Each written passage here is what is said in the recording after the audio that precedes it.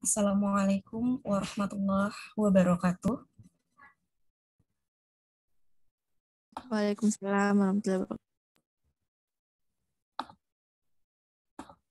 Innal hamdalillah nahmaduhu wa nasta'firuhu wa na'udzu billahi min syururi anfusina wa min sayyiati a'malina. May yahdihillahu fala mudhillalah wa may yudlil fala hadiyalah. Asyhadu an la ilaha illallah wahdahu la syarikalah wa asyhadu anna Muhammadan abduhu wa rasuluh. Pertama-tama, marilah kita panjatkan puji dan puji syukur kehadirat Allah Subhanahu wa Ta'ala, karena atas limpahan rahmatnya pada pagi hari ini kita dapat berkumpul pada acara kajian muslimah untuk menimba ilmu dan mendekatkan diri kepadanya. Salawat beriring salam, semoga senantiasa terlimpahkan kepada Nabi Allah Muhammad Sallallahu Alaihi Wasallam, Rasul yang membawa risalah al-Islam yang akan selalu kita nanti syafaatnya di yaumul akhir kelak. Amin amin ya robbal alamin. Uktifila yang insya Allah dirahmati Allah Subhanahu wa Ta'ala. Perkenalkan, saya Ninda Nur Khalifah selaku moderator pada kajian muslimah hari ini dengan tema meneladani izah, ifah, dan semangat muslimah Palestina. Adapun susunan acara pada kajian muslimah hari ini yaitu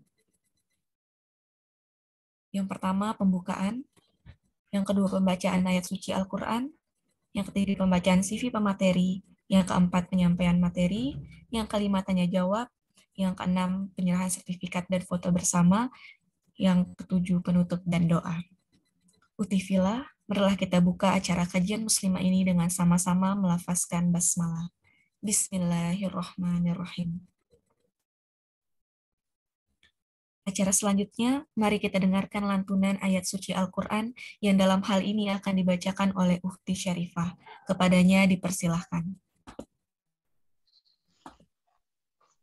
Bismillahirrahmanirrahim. Assalamualaikum warahmatullahi wabarakatuh. Jadi untuk mengawali acara kita, mungkin teman-teman bisa sambil buka Al-Quran juga. Untuk ini saya akan membacakan Quran Surah An-Nisa ayat 34 sampai dengan 35. A'udzu billahi minasy syaithanir rajim. Bismillahirrahmanirrahim. Ar-rijalu qawwamuna 'alan nisa'i bima faddalallahu ba'dahum 'ala ba'din wa bima anfaqu min amwalihim. الصالحات قانتات حافظات للغيب بما حفظ الله والتي تخافون نشوزهن فعظوهن واهجروهن في المضاجع واضربوهن فإن أطعنكم فلا تبغوا عليهن سبيلا إن الله كان عليا كبيرا وإن خفتم شقاق بينهما فابعثوا حكما من أهله وحكما من أهلها إن يريدا إصلاحا يوفق الله بينهما إن الله كان عليما خبيرا صدق الله العظيم. Assalamualaikum warahmatullahi wabarakatuh. Waalaikumsalam warahmatullahi wabarakatuh. Sadaqallahul azim, sadaqallahul azim, sadaqallahul azim. Jazakillah khairan kepada Syarifah yang telah membacakan ayat suci Al-Quran. Semoga dengan pembacaan ayat suci Al-Quran tadi, apa yang menjadi agenda kita pada hari ini berjalan dengan lancar dan mendapatkan ridho Allah Subhanahu wa Ta'ala. Sebelum kita mendengarkan materi pada kajian hari ini, dari pemateri kita yang Masya Allah luar biasa, izinkan saya untuk membacakan CV pemateri kita.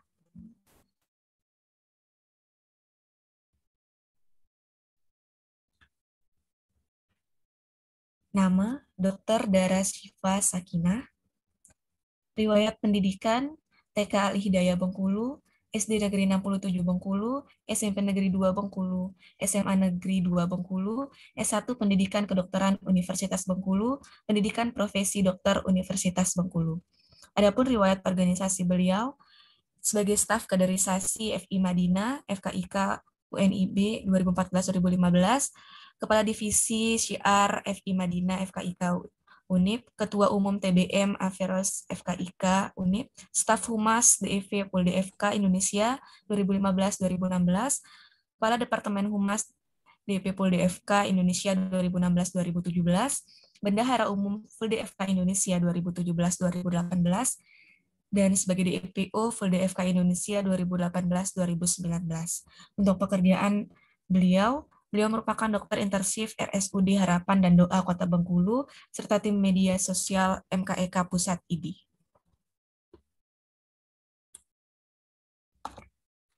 Masya Allah, marilah kita sambut pemateri kita, Dr. Dara Syifa Sakinah. Assalamualaikum, dokter. Waalaikumsalam warahmatullahi wabarakatuh. Waalaikumsalam warahmatullahi wabarakatuh. Baik, dokter. Sebelumnya bagaimana kabarnya, dokter? Alhamdulillah sehat di tengah pandemi ini. Alhamdulillah. Teman-teman gimana, sehat semua ya? Insya Allah ya. Alhamdulillah. Semuanya lagi Ya, sehat dokter. kan? Nggak lagi isoman kan? Alhamdulillah sehat, dokter. Insya Allah sehat. Baiklah, dokter. Langsung saja saya persilahkan kepada Dr. Dara Syifa Sakinah untuk memaparkan materi kajian kita. Silakan, dokter. Baik, terima kasih. Bismillahirrahmanirrahim. Assalamualaikum warahmatullahi wabarakatuh. Waalaikumsalam warahmatullahi wabarakatuh. Alhamdulillahirrahmanirrahim. Assalatu wassalamu ala asrafil anbiya'i wal mursalin wa ala alihi rasulillahi ajma'in amma ba'd. Senang sekali di pagi hari yang cerah ini, hari Sabtu, weekend, kita masih bisa berkumpul. Ya Allah masih menggerakkan hati kita untuk sama-sama saling mengingatkan dalam kesabaran dan kebaikan. Sharing-sharing ya, bukan ngasih materi sih, menurut saya lebih ke sharing untuk topik yang sudah ditentukan oleh teman-teman dari kemuslimahan. Perkenalkan, sebelumnya saya Dr. Dara Syifa Sakinah, bisa dipanggil Kak Dara aja, nggak usah pakai dokter, karena teman-teman semua juga cepat atau lambat, insya Allah akan segera jadi dokter dan jadi teman sejawat. Seperti yang tadi disampaikan oleh moderator, saya sempat berkecimpung cukup lama di Full DFK dari tahun 2016 sebagai pengurus. Sebelum-sebelumnya dari tahun 2014 juga sering ikut kegiatan Full DFK. Sempat jadi staf humas, kadep humas, kemudian terakhir sebagai bendahara umum tahun 2018. Jadi saya senang sekali hari ini bisa ketemu walaupun secara virtual dengan adik-adik yang mungkin secara angkatan lumayan jauh ya, tapi sama-sama dipertemukan dalam forum yang difasilitasi oleh teman-teman kemuslimahan Full DFK Indonesia. Baik, hari ini kita akan sharing tentang topiknya, itu meneladani izah, ifah, dan semangat muslimah Palestina. Sebelumnya suara saya terdengar jelas ya? Terdengar. Jelas ya, kalau misalnya tiba-tiba putus-putus gitu, ngadat-ngadat, atau misalnya nggak ada suaranya, tolong diingatkan via chat atau WA langsung ke saya. Soalnya kadang sinyalnya nggak stabil. Oke, next. Tolong slide-nya.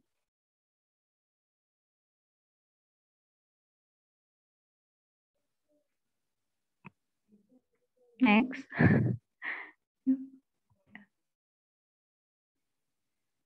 Nggak bisa ya?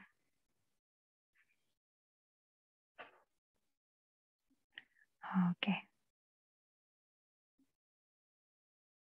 Udah ganti ya slide-nya ya.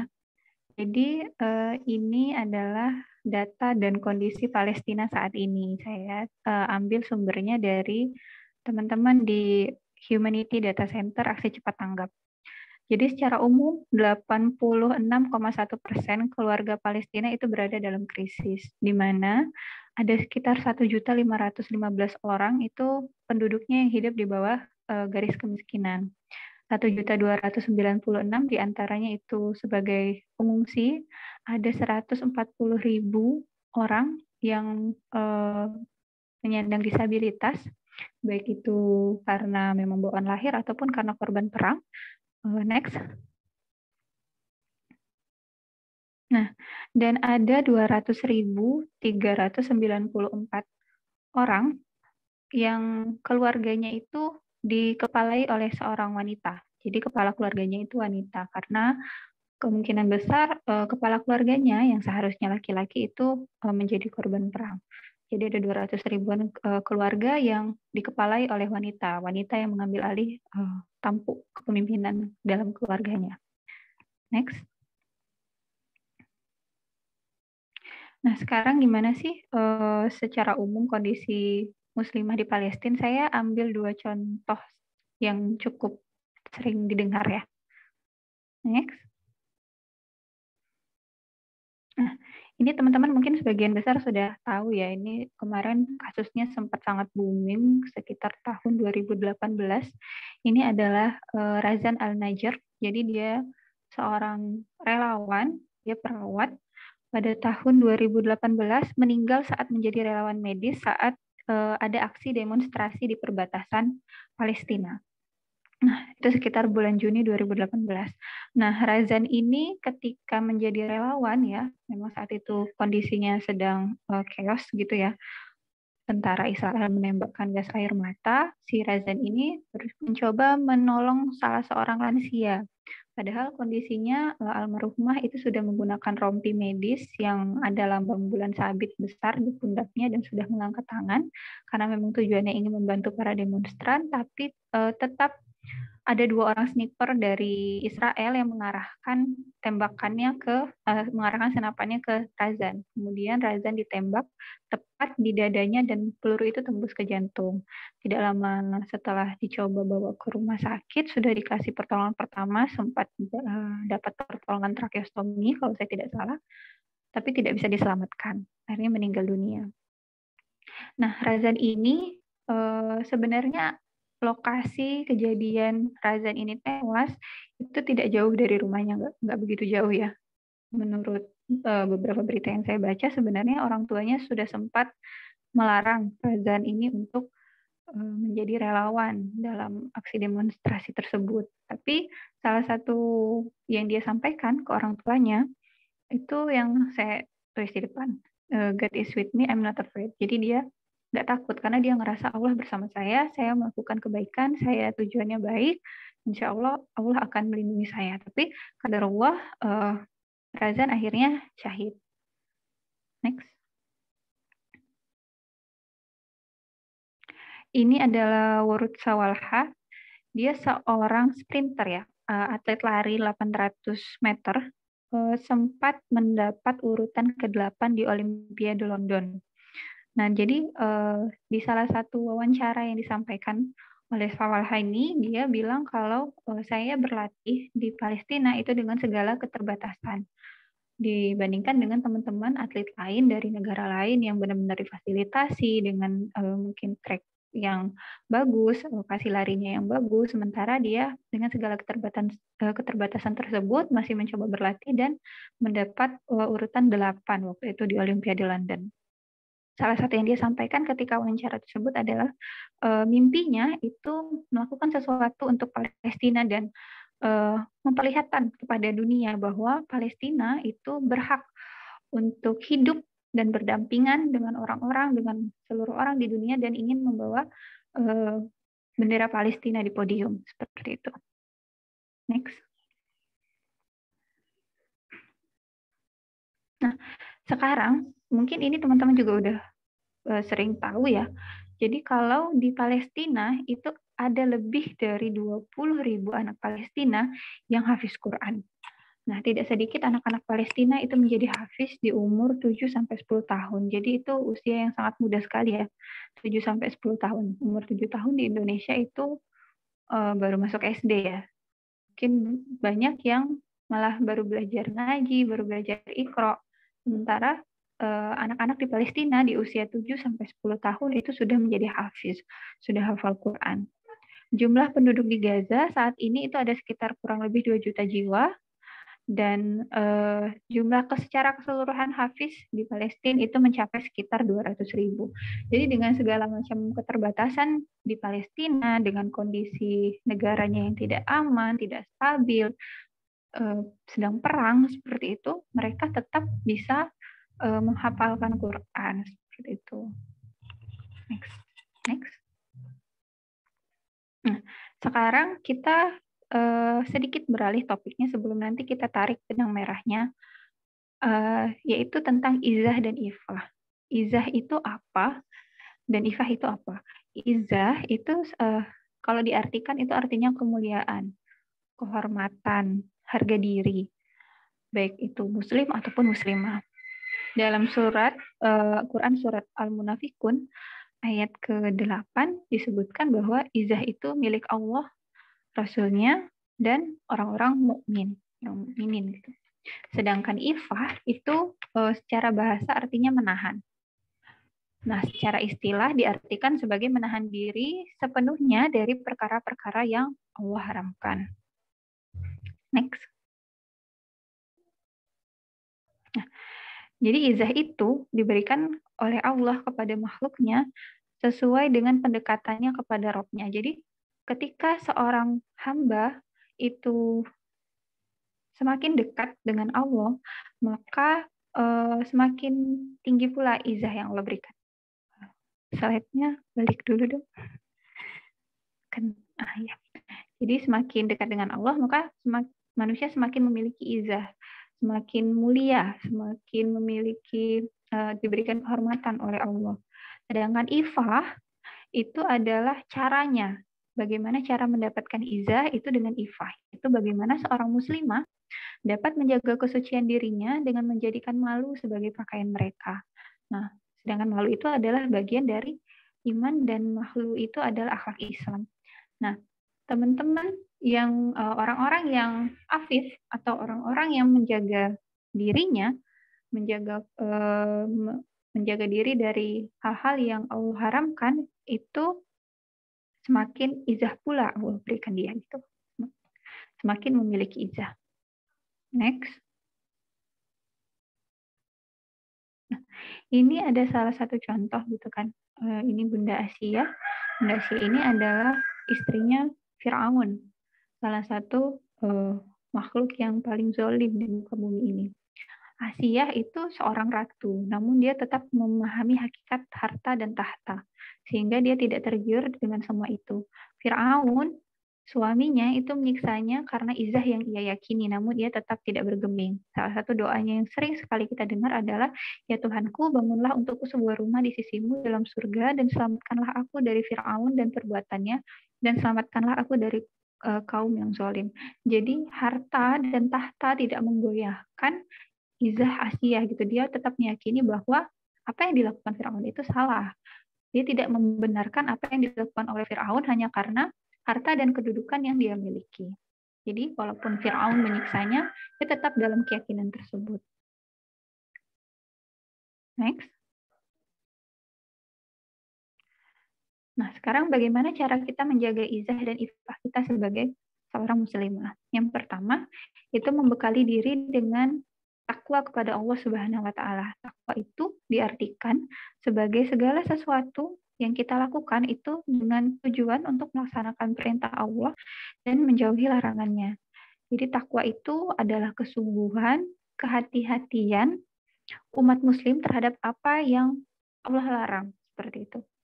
Yang kedua, membentengi diri dengan rasa malu.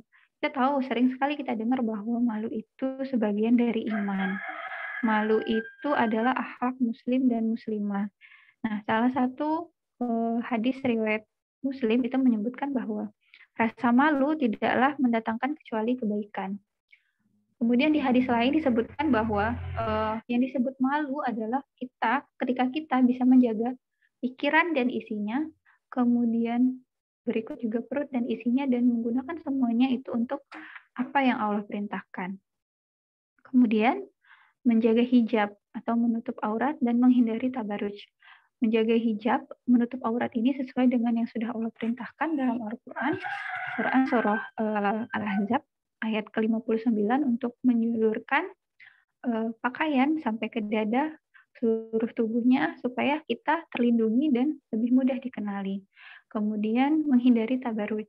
Tabaruj itu artinya gaya busana yang berlebihan dengan tujuan untuk supaya kita lebih diperhatikan seperti itu. Nah, teman-teman di sini ataupun ini sebagai pengingat buat kita bahwa ketika kita berpakaian, walaupun mungkin kita sudah secara physically sudah menutup aurat, sudah menjulurkan jilbab kita sampai dada, jilbabnya sudah lebar, apakah kita sudah benar-benar melakukan atau menggunakan hijab itu dengan pas gitu? Jangan-jangan jilbabnya lebar tapi make up-nya menor atau terlalu cerah, terlalu berwarna-warni. Kita periksa lagi yang kita gunakan itu niatnya apa? Apakah benar-benar untuk menjaga diri kita dari fitnah, ataukah memang ada niat lain di sana, ingin tampil cantik, agar diperhatikan, agar orang-orang tertarik melihat kita. Kemudian yang selanjutnya itu adalah menundukkan pandangan atau qadul basyar. Jadi menundukkan pandangan kita ini dari hal-hal yang tidak seharusnya gitu. Jadi baik itu ke lawan jenis ataupun hal-hal yang tidak boleh kita lihat. Kemudian menjauhi khalwat dan ikhtilat dengan non-mahram. Kalau ikhtilat ini mungkin masih agak sulit ya. Karena kan kita pasti akan bercampur baur dengan laki-laki dan perempuan, baik itu waktu kuliah, ataupun ketika kita koas, atau ketika kita kerja di rumah sakit, memang ini agak sulit. Tapi kalau khalwat itu sendiri kan diartikan ketika ada dua orang yang bukan mahramnya, laki-laki dan perempuan berdua-duaan saja tanpa adanya orang ketiga. Nah ini sebisa mungkin jangan dilakukan, karena memang tetap saja ada kondisi ketika misalnya teman-teman lagi koas, lagi jaga, kebetulan teman jaganya laki-laki, ruang jaganya cuma satu, jadi tempat tidurnya dicampur di sana. Itu bagaimana kita sebisa mungkin menjaga diri dari khalwat tersebut. Lanjut.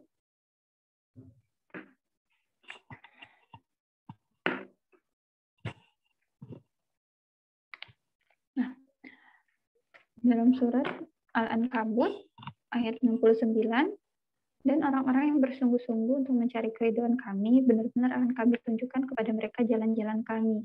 Dan sesungguhnya Allah benar-benar beserta orang yang berbuat baik. Jadi ketika kita sudah berusaha sebisa mungkin untuk menjaga izzah dan ifah kita tetap berdoa kepada Allah, semoga Allah tunjukkan dan mudahkan jalannya untuk kita senantiasa menjaga izzah dan ifah kita, seperti itu. Dengan niatan untuk mencari keridhaan Allah.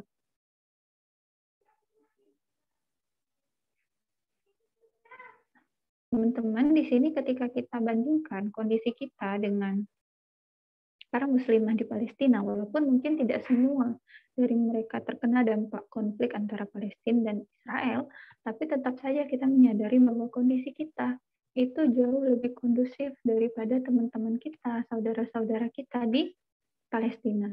Ketika teman-teman kita di Palestina sana harus melakukan sesuatu di tengah konflik yang ada, di tengah kecemasan yang harus mereka alami, atau takut misalnya rumahnya dibom, takut tiba-tiba ditangkap oleh tentara Israel, sementara kondisi kita di sini itu jarang sekali kita menemukan kondisi yang mengancam diri kita. Sehingga sudah sewajarnya kita bisa memiliki atau bisa mengeksplor diri kita untuk menjadi lebih baik. Sehingga kita harus berlomba-lomba dalam kebaikan dengan mereka. Karena kondisi kita jauh lebih kondusif dibandingkan teman-teman di Palestina. Di antaranya, next.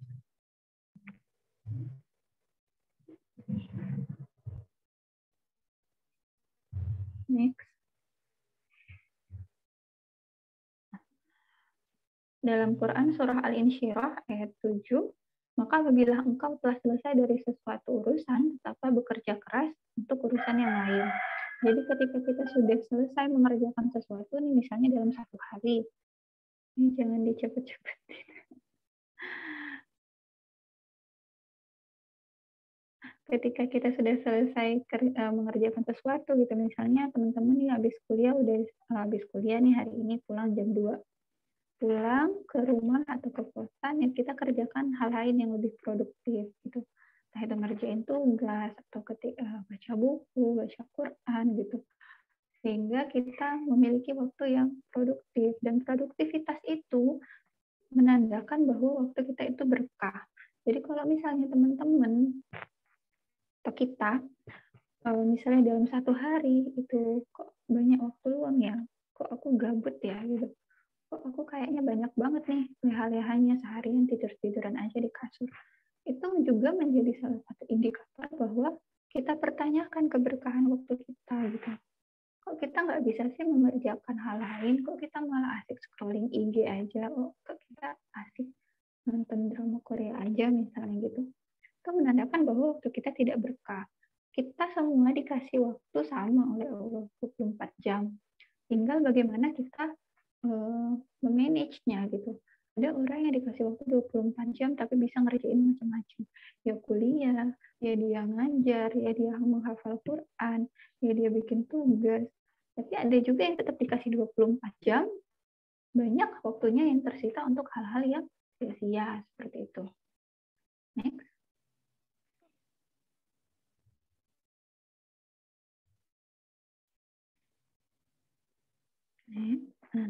Ini meneladani semua muslimah Palestina.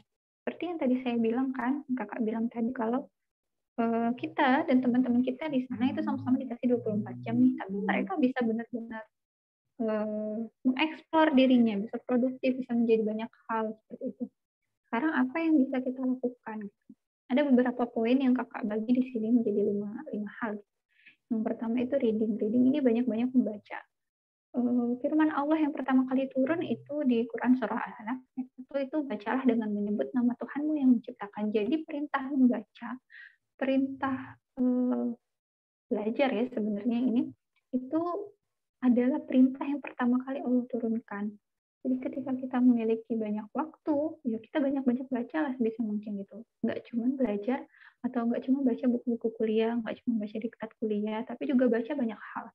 Baca buku-buku psikologi mungkin, buku-buku finansial, atau buku-buku ilmu umum, sehingga kita punya wawasan yang luas gitu.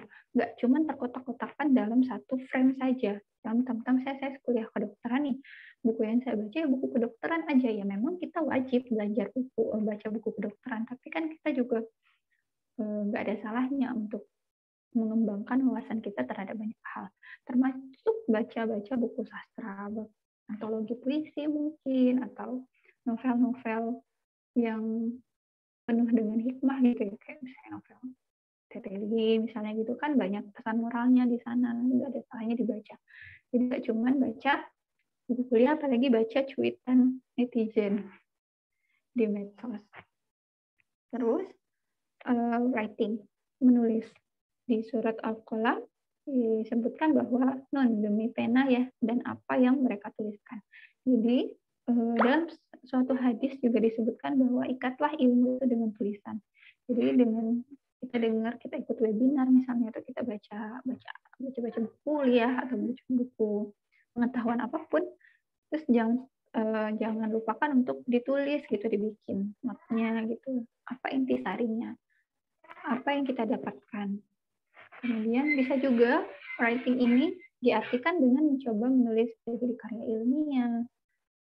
Teman-teman bisa mencoba nulis-nulis karya ilmiah, ikut-ikut perlombaan gitu, lomba poster, lomba abstrak, ada juga coba nulis jurnal gitu, bisa ikut dosen penelitian gitu untuk ikut nulis jurnal, ikut penelitian seperti itu. Kemudian yang bisa membuat kita lebih terasah jiwa menulisnya gitu. Jadi nggak cuma nulis skripsi aja. Selanjutnya itu publishing. Jadi tahapannya ketika kita sudah coba, kita kita banyak baca, kita banyak nulis, itu kita juga coba untuk mempublikasikannya. Seperti dengan hadis yang disebutkan dalam hadis riwayat Muslim, barang siapa yang menunjuki kepada kebaikan, maka dia akan mendapatkan pahala. Seperti pahala orang yang mengerjakannya. Jadi ketika misalnya teman-teman nih hobinya nulis apa? Nulis puisi misalnya, kan suka sastra gitu ya, bisa aja kan bikin antologi puisi.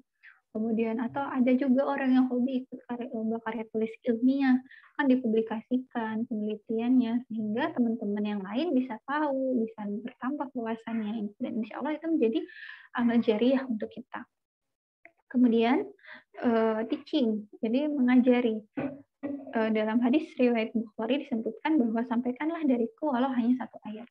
Jadi ketika kita memiliki ilmu, pada dasarnya kita juga memiliki kewajiban untuk mengajarkannya kepada orang lain. Jadi misalnya kita kuliah kedokteran, kan sebenarnya ketika kita mengedukasi pasien, itu kan kita sedang ngajarin pasien ya. Saya pasiennya GERD, kita bilang lah, Bu, ini kalau udah makan jangan langsung tiduran ya, duduk dulu sekitar 2 jam. Kemudian kalau tidur, kalau ibu penderita GERD itu miringnya kemana? Ke kiri gitu kan. Terus jangan makan yang asam-asam, makan yang pedas-pedas. Nanti kan pasiennya kalau kritis dia akan nanya, kenapa dok gitu. Menjelasin kenapa, bagaimana reaksinya dengan lambung. Loh, kenapa saya harus duduk dulu 2 jam? Kenapa saya nggak boleh langsung rebahan habis makan? Kita punya kesempatan untuk mengajarkan sehingga pasien itu nggak nelan bulat-bulat aja apa yang kita omongkan. Kadang ada dokter ketika mungkin jam terbangnya sudah terlalu tinggi ya, mungkin sibuk gitu, dia langsung aja pokoknya nggak boleh gini. Teman-teman yang masih sekolah, lagi teman-teman yang sudah koas gitu kan, kita kan waktu kita sama pasien itu panjang ya, kita follow up nih, atau kita jaga ruangan, kan kita bisa sambil bilang gitu, ngajarin, Ibu nanti kenapa nggak boleh kayak gini? Itu misalnya pasien DM nih, kenapa ibunya nggak boleh makan manis-manis? Kan bisa sambil kita ajarin, Ibu, jadi kalau ibu makan manis-manis nanti yang terjadi dengan sel-sel di pankreasnya itu seperti ini gitu. Jadi ibunya tuh ngerti, nggak cuma sekedar pasien itu ngerti, nggak cuma sekedar nggak boleh makan manis, kan dia bingung kan ya kenapa gitu orang suka manis kok. Tapi kalau misalnya kita ajarin gitu kan, apa yang kita pahami, bagaimana ilmu kita sampaikan dengan bahasa yang sederhana kepada orang lain, insya Allah itu akan lebih dipahami, lebih diikuti, dan insya Allah juga ilmunya lebih berkah. Terakhir, itu adalah learning. Jadi ya kita itu kan belajar sepanjang hayat ya, nggak putus-putus.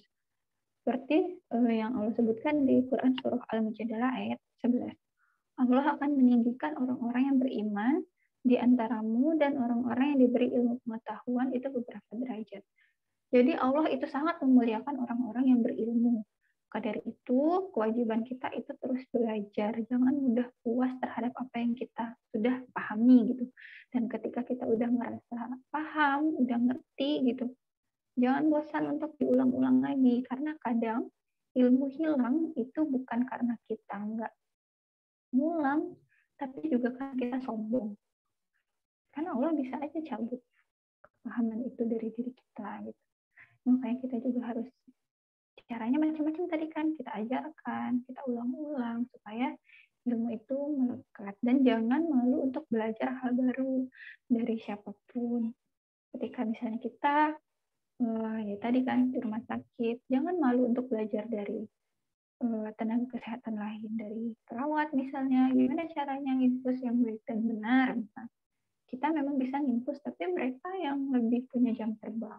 Jadi kalau pasien DLI, pasiennya dehidrasi, kan nginfusnya susah, gimana triknya? Jangan kita nganggap karena kan dokter ya, juga ntar aku yang bakal ngasih instruksi ke perawat, jadi kita nggak mau belajar ya, jangan kayak gitu juga.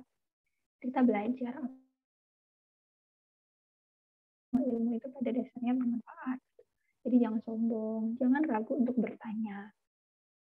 Nah, kita sebisa mungkin untuk memaksimalkan diri kita, mengaktualisasi diri kita, sehingga kita menjadi muslimah yang berdaya guna gitu. Kita punya value terhadap diri kita. Gitu. Jadi kita jangan sampai kalah dengan teman-teman kita yang di Palestina, dengan segala macam keterbatasan yang mereka alami, mereka tetap bisa melakukan banyak hal. Ini inspirasi.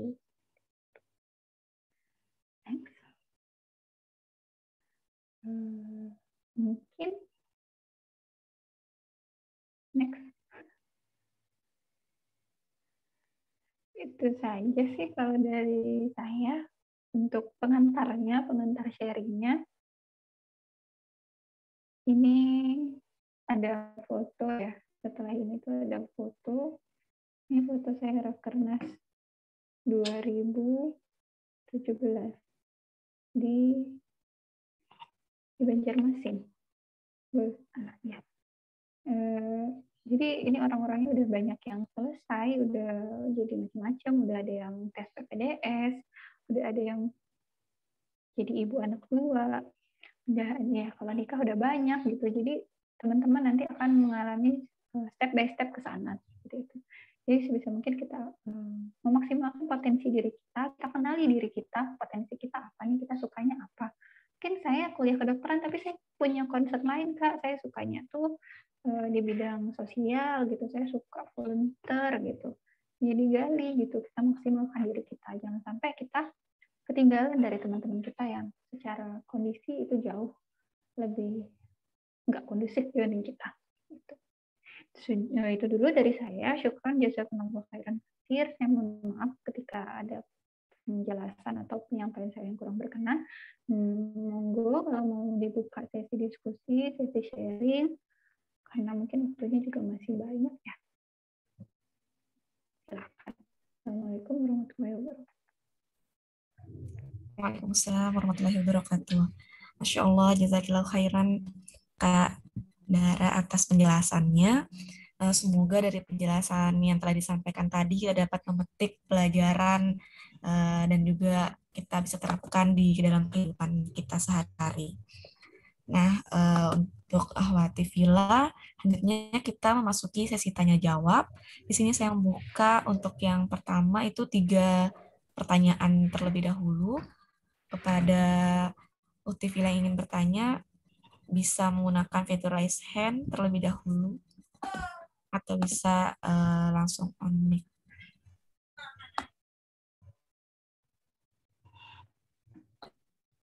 Silahkan, ada yang ingin bertanya?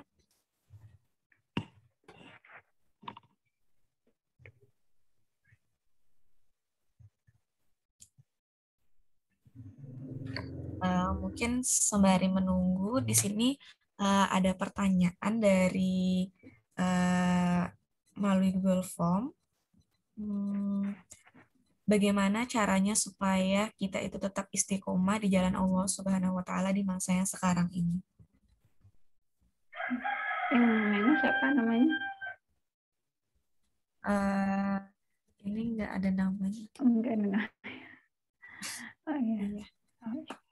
Syukran jazakillah buat siapapun yang nanya, Dek Fulana. Sebenarnya ketika kita untuk istiqomah itu susah ya. Ketika kita udah tahu ilmunya, kita udah tahu nggak boleh ini, kita harusnya kayak gini, kita tuh nggak boleh kayak gini gitu. Kan tetap aja ada godaan-godaan untuk belok-belok dikit, nyimpang-nyimpang dikit. Nah, salah satu yang saya sarankan itu adalah memiliki lingkungan dan teman-teman yang saling ngingetin gitu. Karena kalau kita sendirian gitu, nggak ada yang ngingetin, itu untuk beloknya tuh lebih gampang gitu. Karena nggak ada yang ngawasin. Lingkungan yang baik itu macam-macam cara dapatnya. Bisa jadi dari lingkungan holokoh, teman-teman yang ikut kajian gitu kan. Itu sebagai controller buat diri kita. Jadi kalau misalnya, kalau holokoh itu kan biasanya rutin ya. Liko itu kan rutin, 1 minggu sekali minimal. Kalau dulu kan kita bisa ketemu, kalau sekarang kan mungkin kita likonya virtual, lewat Zoom kayak gini. Itu bisa menjadi sarana untuk kita saling diingetin. Ketika kita udah mulai nyimpang-nyimpang, itu biasanya ketika kita berkumpul, ruhiyah kita terisi, tercharge, sebenarnya itu kita akan sadar, itu kayaknya yang kemarin itu salah deh, jangan lagi, jangan dilanjutin gitu. Karena kadang nasihat itu nggak selalu berupa teguran yang gamblang gitu, kayak misalnya kita melakukan suatu kesalahan nih, A nih, nggak harus orang itu to the point, nggak boleh A gitu, nggak selalu kayak gitu bentuk nasihat, bentuk teguran itu. Kadang dengan teman-teman yang lain cerita, ya aku gini, kita ngerasa sendiri, kayaknya kemarin salah deh, jangan gitu. Kita akan tertegur dengan sendirinya. Terus itu kalau yang memang teman-teman yang mengikuti halakoh. Mungkin ada teman-teman yang milih jalan kajian lain kan, ikut kajian rutin. Dia punya teman-teman, punya sahabat-sahabat yang saling ngingetin gitu. Kita memang bebas berteman dengan siapapun ya.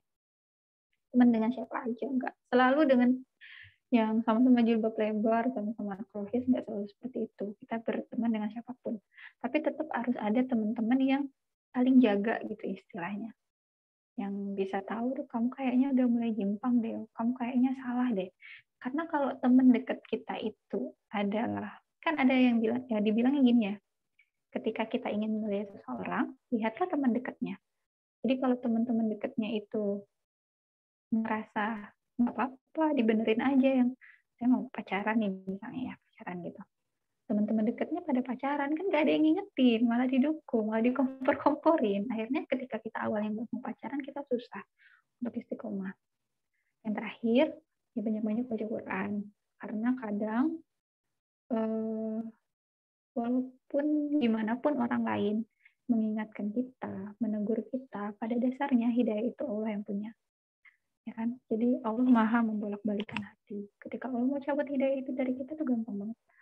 Makanya kita harus tetap menjaga amalan yaumi kita lah.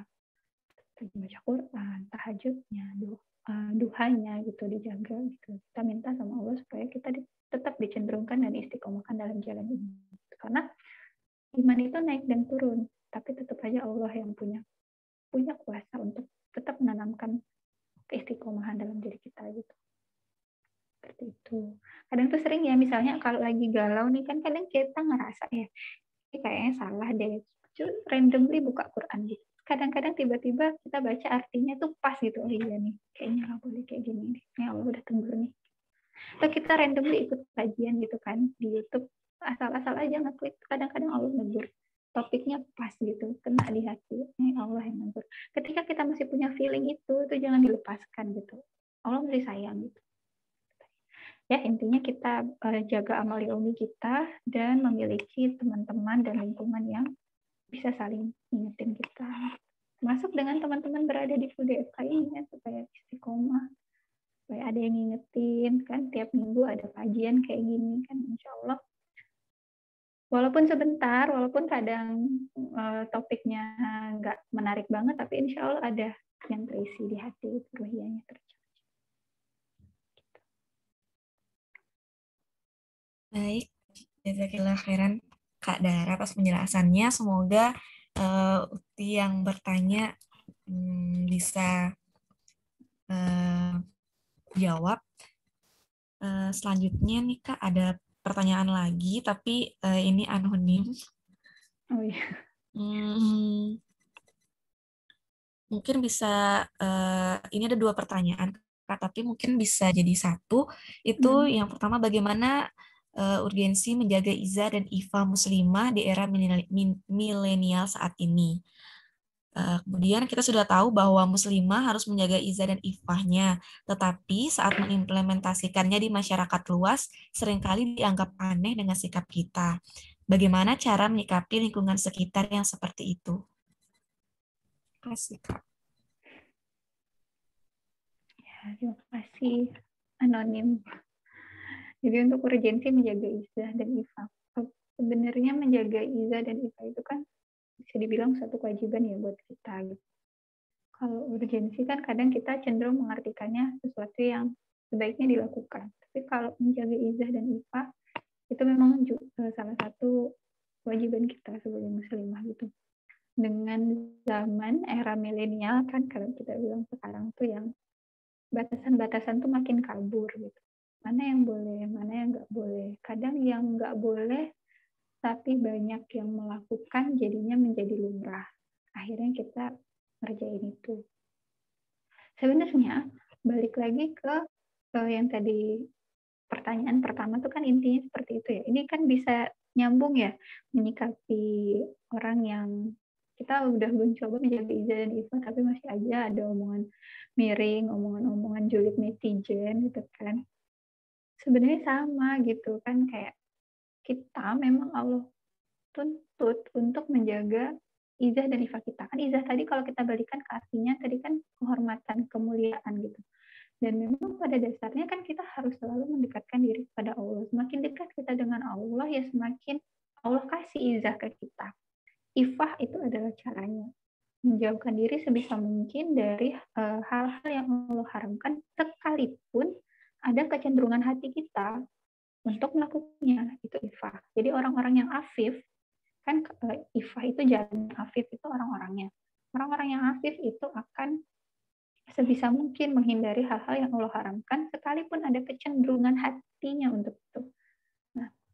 Nah, bagaimana caranya? Ya itu tadi, ya sebisa mungkin. Yang pertama kita pahami dulu nih, kenapa kita harus menjaga izah dan ifah kita. Karena memang Allah yang suruh, Allah yang perintahkan kita untuk menjaga kehormatan diri kita sendiri gitu. Apa aja yang nggak boleh ya jangan dikerjakan. Kemudian bagaimana menyikapi omongan miring, yaitu tadi kita harus memiliki supporting system. Kita kadang nggak bisa sendirian. Kalau sendirian itu godaannya makin berat. Ibarat kata tuh kalau diterpa angin kiri kanan nggak ada yang nguatin. Akhirnya lama-lama nyerah sendiri. Misalnya pakai jilbab lebar gitu kan. Atau kita sebisa mungkin nggak mau sentuhan dengan anak lawan jenis. Tapi kan netizen sering bilang apa sih gitu kan. Kolot banget sih, sombong banget, ngapain sih jilbabnya lebar-lebar, nggak fashionable gitu kan, nggak kekinian. Kalau nggak ada yang nguatin, akhirnya pasti akan mulai bergeser sedikit demi sedikit, sadar ataupun nggak sadar. Makanya kita butuh supporting system. Supporting system itu tadilah yang macam-macam bentuknya. Supporting system dari sesama manusia dengan teman-teman yang sama-sama ngaji, sama-sama satu kajian, satu organisasi.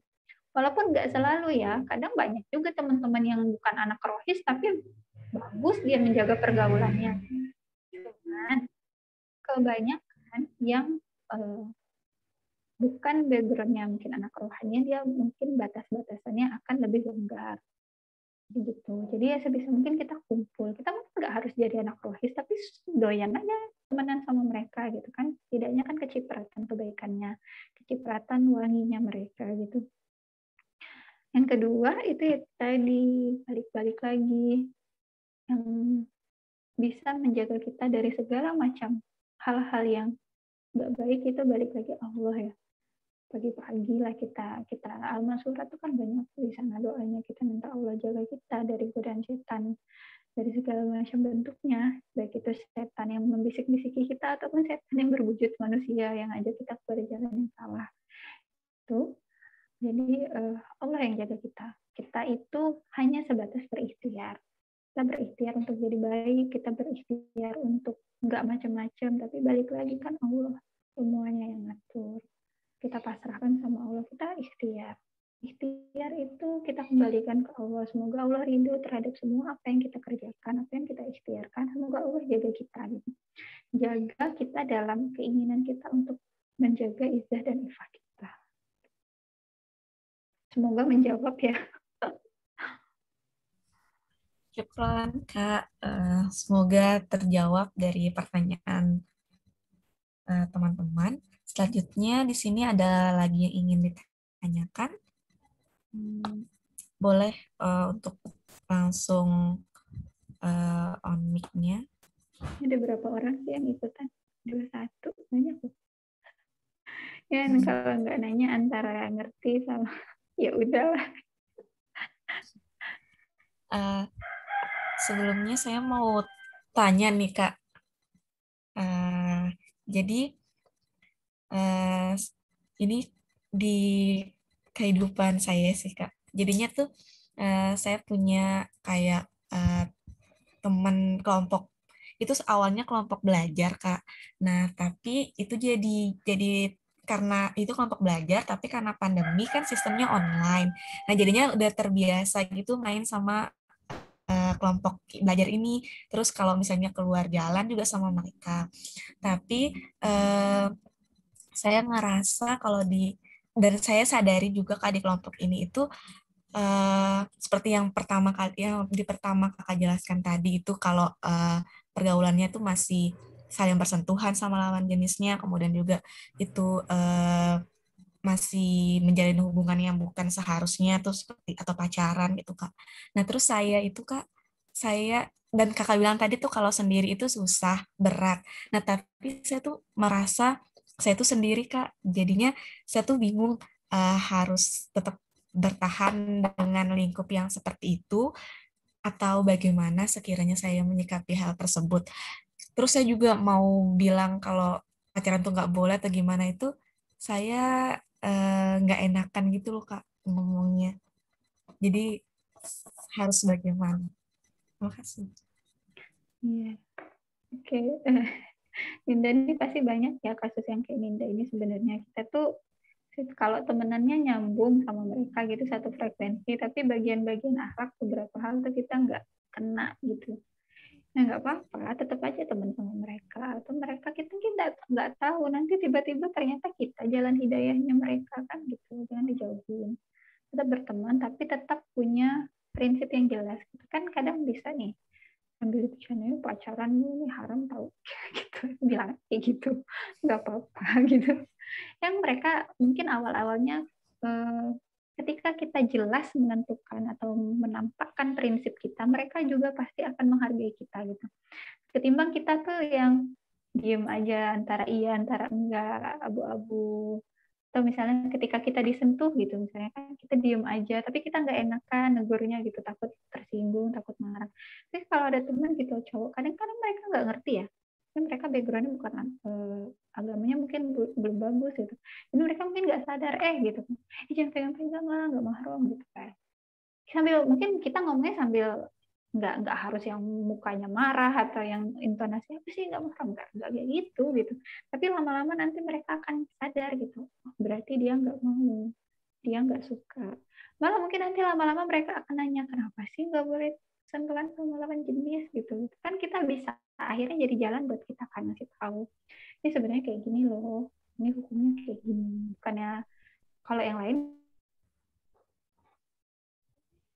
sama yang pacaran gitu kan kadang kalau pacaran tuh kan duduknya maunya deket tangan sebelahan gitu. Kamu aja yang duduk di tengah-tengahnya gitu nggak boleh duduk sebelahan nggak mahram nikah sana kalau mau duduk berduaan terus gitu ya nggak apa-apa diomongin aja kayak gitu ketika kita jelas menentangkan prinsip kita mereka akan paham dan menghargai ketimbang kita setengah-setengah antara boleh antara enggak apalagi kalau kita termasuk orang yang cie-ciein cie-cie untuk melakukan hal-hal yang lebih lebih apa sih lebih show up gitu sama orang gitu. Nah tentunya itu tetap harus ada imbangannya dengan teman-teman yang ngingetin kita. Kadang ya memang benar kalau kita sendiri pilihannya kalau nggak kita ngasih warna ke mereka ya kita yang terwarnai gitu kan. Nah, tetap harus ada controllingnya, harus ada yang ngingetin gitu. Jadi ada teman kita curhat gitu kan, aku di sini nih masalahnya ini gitu kondisi teman-temanku kayak gini, teman-teman PBL tuh kayak gini, Pak, teman-teman kelompokku tuh kayak gini gitu kan ada yang ngingetin. Kalau kita nggak ada teman yang ngingetin, lama-lama kita akan terbiasa. Setelah kita terbiasa, lama-lama kita akan membenarkan. Nah, itu yang bahaya. Jadi yang penting itu tadi, itulah pentingnya berkumpul dengan orang-orang solih supaya kita tetap istiqomah dalam mengatakan hal yang salah itu salah. Gitu. Kadang kalau kita nggak berkumpul dengan teman-teman yang solih, yang teman-teman yang paham, kita tahu itu salah, tapi kita nggak mengingkarinya. Lama-lama kita ya udah biasa aja. Itu kan bahaya. Itu bahaya loh. Kesannya sederhana ya, tapi itu bahaya sebenarnya. Nah kita akhirnya udah nggak apa-apa biarin aja dosa-dosa mereka ya memang benar sih ketika kita udah ngingetin udah lepas ya tanggung jawab kita tapi kan kalau kita udah bilang ya udah nggak apa-apa lama-lama kita yang kayak gitu kan bahaya kalau nggak ada yang ngingetin udah terbiasa udah nggak apa-apa gitu nanti lama-lama kita deh deketin kita juga yang pacaran kan nggak usah bilang. Baik Kak, terima kasih banyak atas penjelasannya Kak. Mungkin di sini belum ada juga yang bertanya lagi Kak.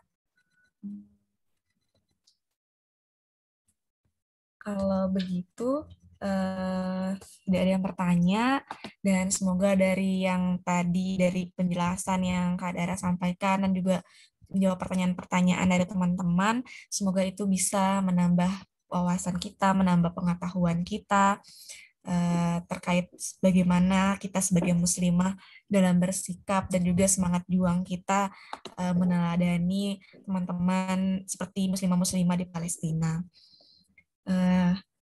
Langsung saja Kak Dara, ini mungkin untuk penyerahan sertifikatnya itu di menyusul ya Kak ya, karena ada kendala. Jadi ini kita masuk ke sesi foto bersama terlebih dahulu Kak sebelum ditutup.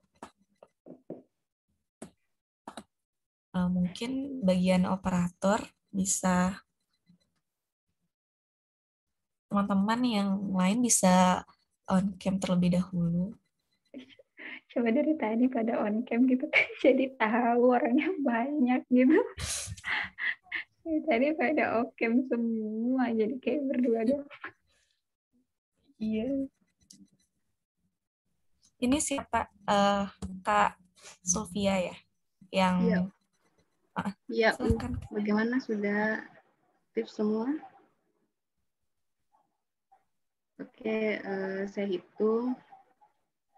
1, 2, 3.